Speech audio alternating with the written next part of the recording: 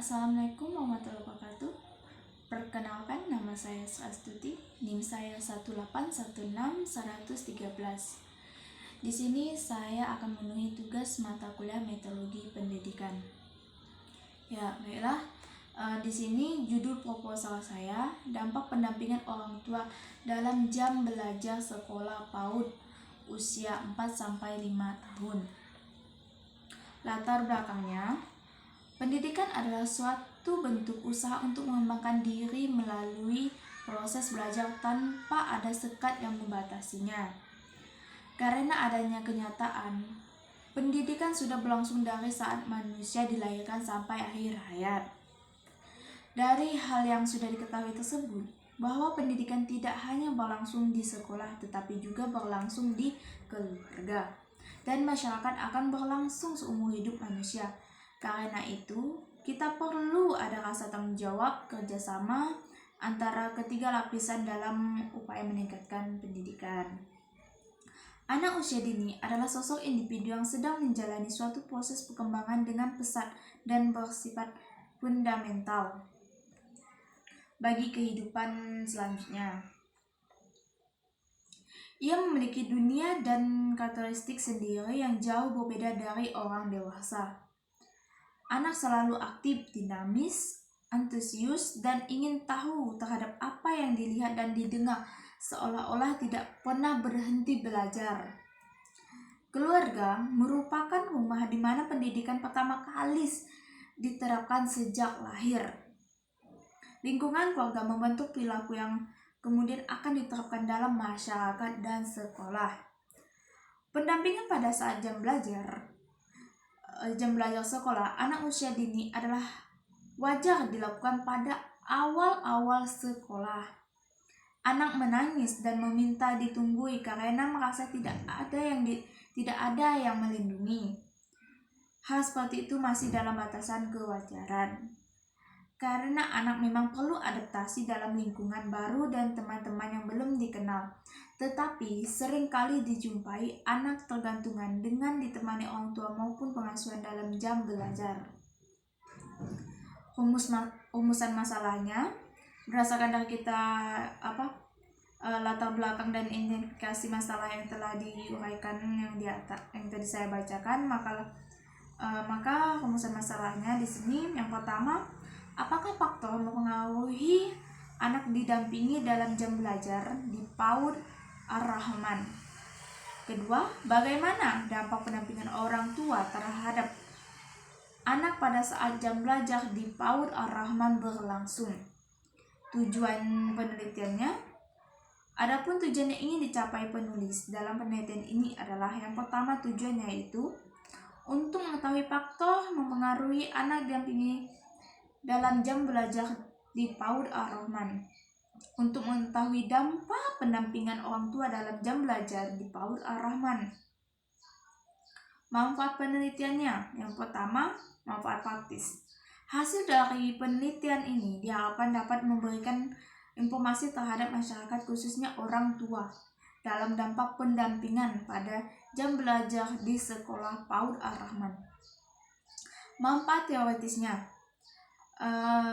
Dapat memberikan pengetahuan maupun sumbangsi terhadap perkembangan pembelajaran pendidikan anak usia dini dalam penerapan metode pembelajaran dan pola asuh terhadap peran orang tua maupun lembaga terkait, serta mengetahui dan mempelajari karakteristik anak usia dini sedalam mungkin.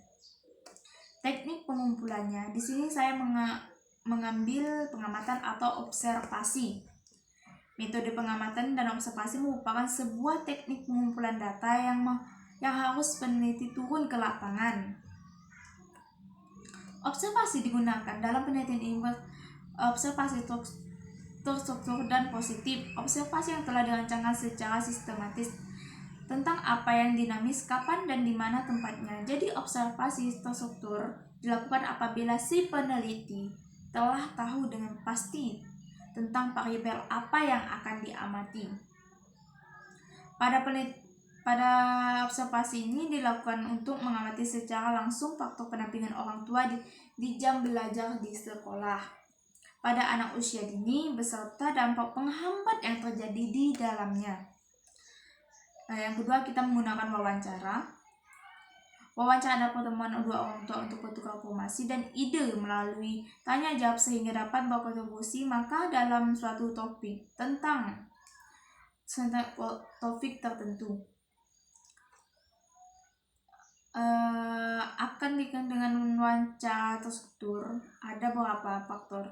Yang pertama, faktor yang mempengaruhi anak didampingi dalam jam belajar sekolah yang harus kita tanyakan ke orang tua. Yang kedua, aspek dampak pendampingan orang tua dalam jam belajar di sekolah. Dalam penelitian itu menggunakan wawancara terbuka digunakan sebagai teknik pengumpulan data. Bila peneliti atau pengumpul data telah mengetahui tentang informasi yang akan diperoleh, wawancara dalam penelitian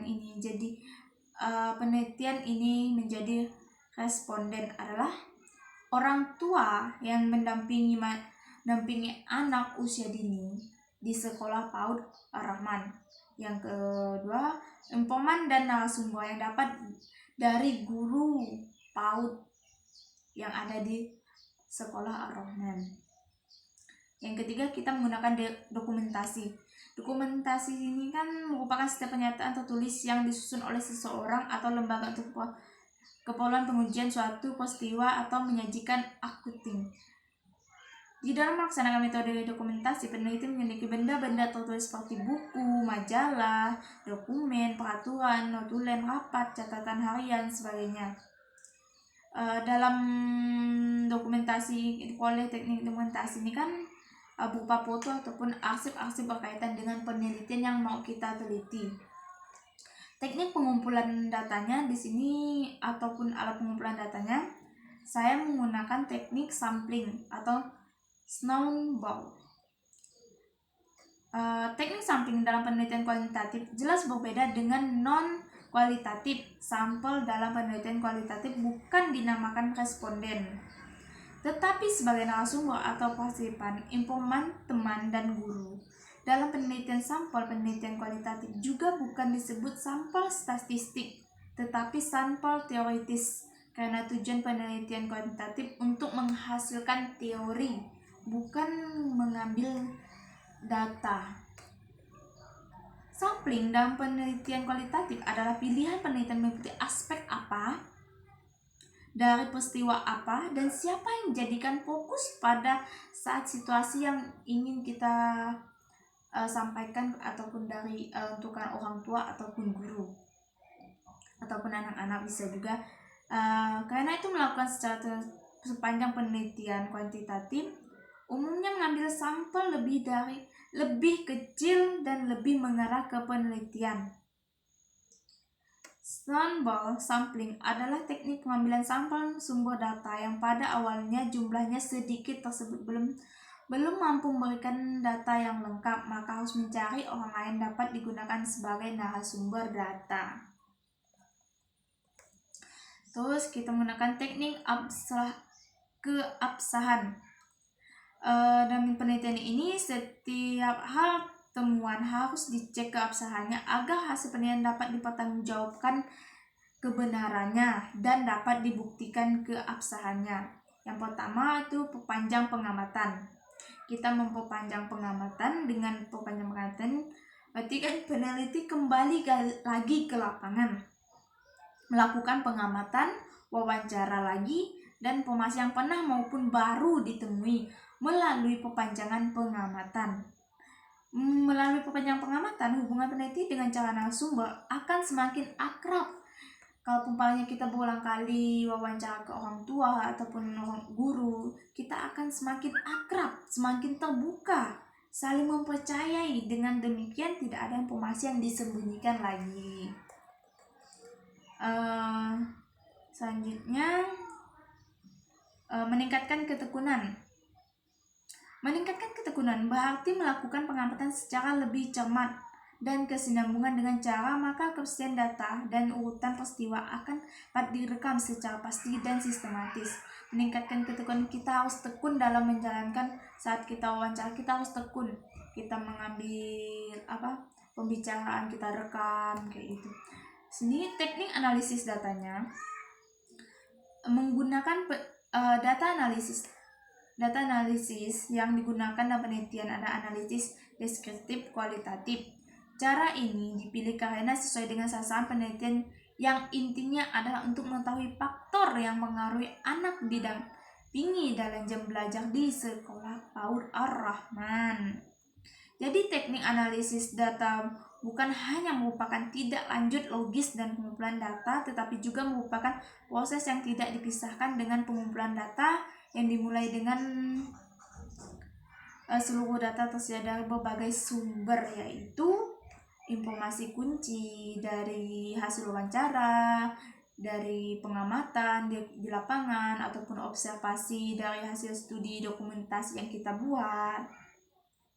Analisis penelitian ini merupakan secara terus-menerus sejak awal penelitian. Selanjutnya diperpanjang melakukan penelitian. Jadi semenjak kita memperoleh data dari lapangan, baik dari observasi, wawancara, ataupun dokumentasi, dipelajari dan dirangkum dan telah dianalisis sampai akhir penelitian. Selanjutnya, alur analisis data yang penulis digunakan adalah reduksi, penyajian, menarik kesimpulan atau verifikasi dari pengumpulan data. Dalam penelitian kualitatif umumnya lebih melihat proses daripada produk dari objek penelitian. Selain itu nantinya kesimpulan dari data kualitatif